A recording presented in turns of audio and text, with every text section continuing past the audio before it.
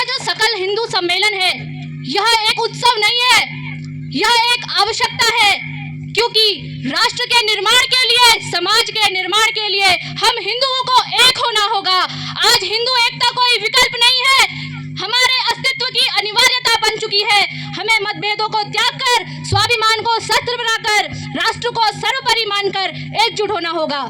हम सोचते हैं, आज का जब हम पर्यावरण देखते हैं, हम सोचते हैं कि हमारे पास ऐश्वर्य है, दौलत है, हमें क्या दिक्कत है, हम तो सेफ हैं। लेकिन जब हम बांग्लादेश की बात देखते हैं तो वहाँ एक हिंदू भाई को चौराहे पर जला दिया जाता है। वो हिंदू भाई भी बिजनेसमैन था, उसके पास भी ऐश्वर्य एवं दौलत थी। मैं बहुत ज्यादा दूर जाकर बात नहीं करूंगी, मैं सन 1990 की बात करना चाहूंगी, उन 7 लाख कश्मीरी पंडितों की बात करना चाहूंगी। उनके पास भी ऐश्वर्य था, दौलत था, वो सब बिजनेसमैन थे, लेकिन उन सारे बिजनेसमैनों को रातों रात भगाकर राहत शिविरों में रहने के लिए मजबूर कर दिया गया।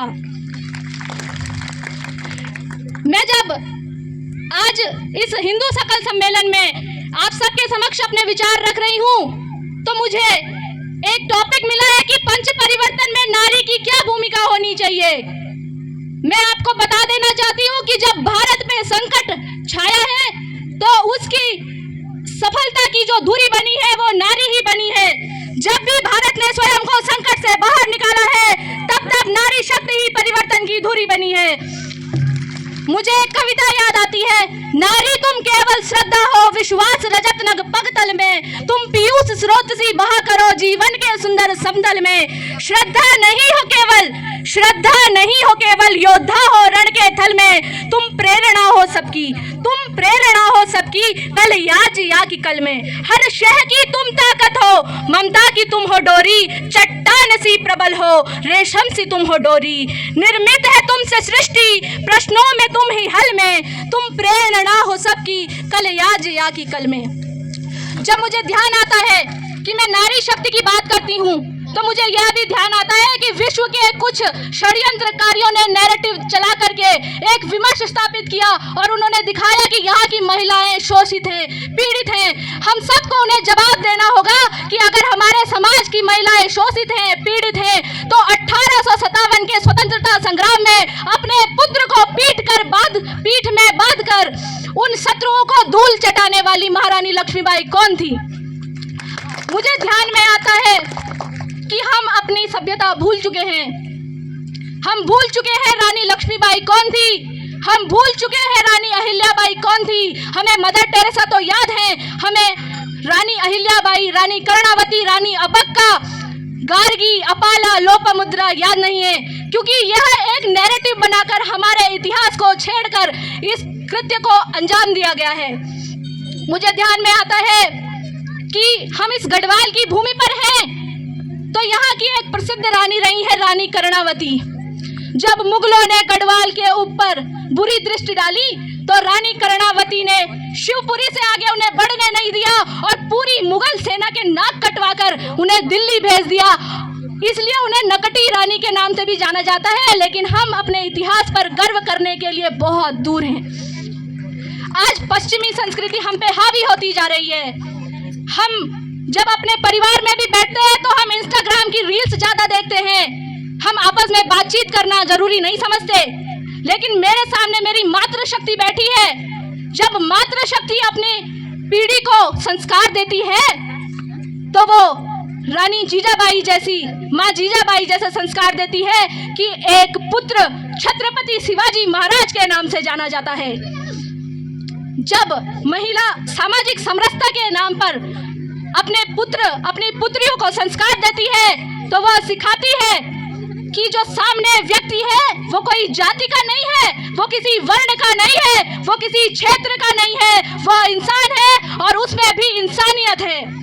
जब हम पंच परिवर्तन में पर्यावरण संरक्षण की बात करते हैं तो मैं देखती हूँ और आप सब भी देखते हैं, अभी आप जब इस कार्यक्रम में भी आ रहे होंगे तो आपने देखा होगा कि हमारा जंगल वनाग्नि से जूझ रहा है और यह कोई प्राकृतिक आपदा नहीं है, यह मानव निर्मित आपदा है और हम लोगों ने ही इस आपदा को अंजाम दिया है।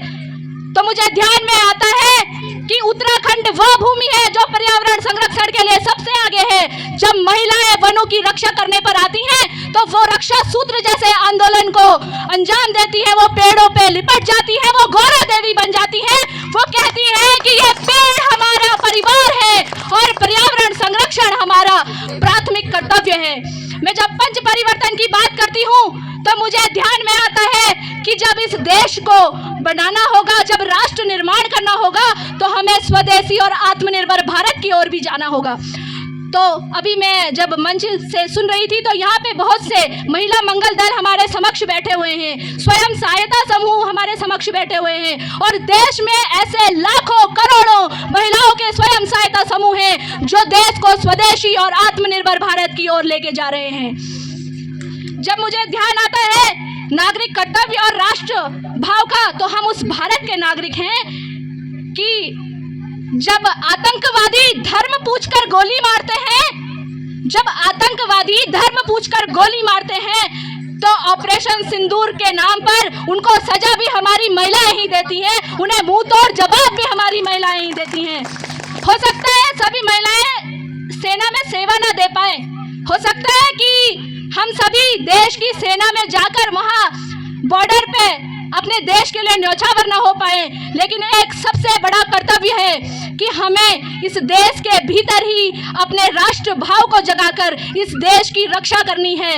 और मुझे ध्यान में आता है कि नारी राष्ट्र की मौन सैनिक है। मौन सैनिक इसलिए क्योंकि वो तैयार करती है, वो अपने कलेजे के टुकड़ों को तैयार करती है देश की सेना के लिए, सेना में जाने के लिए। और आज केवल बालक ही नहीं, अपने भैया लोग ही नहीं, अपनी बहनें भी देश सेवा कर रही हैं। यह गर्व का विषय है।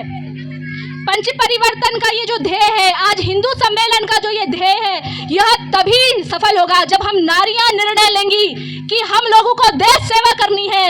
तभी हमारा परिवार सशक्त होगा, तभी हमारा समाज सशक्त होगा और तभी हमारा राष्ट्र सशक्त होगा। इसलिए नारी की भूमिका इसमें बहुत ज़्यादा जरूरी है। तर्क की बात आती है तो हमारा युवा तर्क करता है कि हम कलावा क्यों पहने, हम तिलक क्यों लगाएं। तो हमें ये जानना होगा कि हमें ये भी समझना होगा कि हमें ये जरूर पता है कि सेंटा क्लॉज कब आता है, लेकिन हमें ये नहीं पता है कि माँ गुजरी देवी एवं जो अपने गुरु गोविंद सिंह जी थे, उनके साहिबजादे कब शहीद हुए थे। हमें अपने इतिहास को समझने की आवश्यकता है।